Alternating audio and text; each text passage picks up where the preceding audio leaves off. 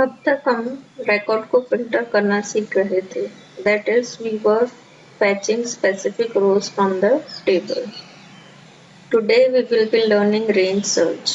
Range search का मतलब क्या है? एक पर्टिकुलर आपको लिमिट दे दी गई है, उसी लिमिट के बीच में आपका डेटा है कि नहीं वो फाइंड आउट करना है।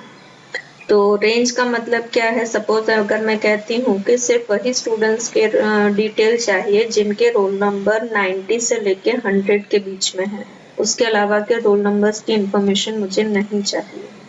तो रेंज हो गई 90 से लेके 100।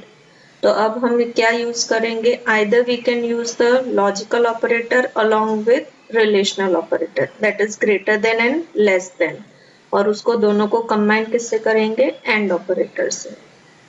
पर ओरेकल ने हमें फैसिलिटी दी है रेंज सर्च करने के लिए, और उसके लिए हमें कौन सा क्लॉज यूज करना है? Between clause. Between clause, or you can say between operator, is used to specify lower and upper bound along with which operator? And operator.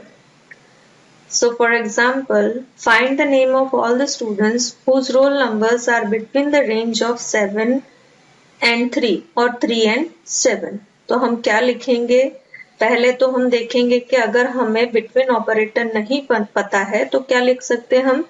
Select name from student where roll number greater or equals to 3 and roll number less than equals to 3.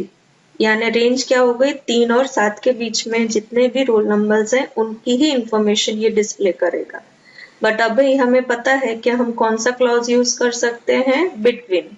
So the syntax will be select name from student where roll number between lower bound क्या है? 3 and upper bound क्या है? 7। यानी छोटा number जो है वो पहले आएगा और बड़ा नंबर बाद में आएगा। एंड छोटे एंड बड़े नंबर के बीच में आपको क्या लिखना है? एंड लिखना है। तो these two query will fetch the same values from the database. Now, अगर आपको एक साथ में बहुत सारे कंपैरिजंस करवाने हैं, बहुत सारी इक्वालिटी के कंपैरिजन करवाने हैं, तो एक ऑप्शन क्या है? आप यूज कर सकते हो और लॉजिकल ऑपरेटर। ठीक है, और लॉजिकल ऑपरेटर आप यूज कर सकते हो इक्वालिटी ऑपरेटर के साथ। फाइन।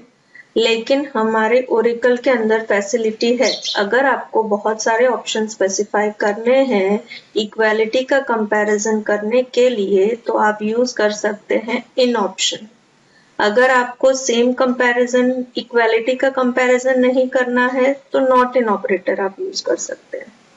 से for example, find the name of students who are from either Valsad और वापी और सूरत। तो एक तरीका जो हमें पता है वो क्या है?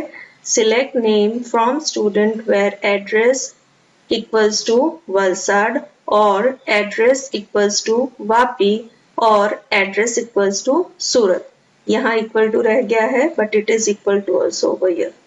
Address equal to value, address की वैल्यू क्या हो सकती है? वलसाड हो सकती है, या तो वापी हो सकती है, या तो सूरत हो सकता है।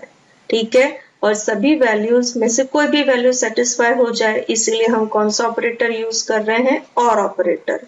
तो अब इसकी ये कॉम्प्लेक्स क्वेरी है, इसके बजाय आप सिंपल क्वेरी क्या लिख सकते हो? Select name from student where address in. Now what operator you have to use? In operator, parenthesis के अंदर जितनी भी वैल्यूज का कंपैरिजन करना है वो सारी values separated by comma. So these two queries will give you the same answer.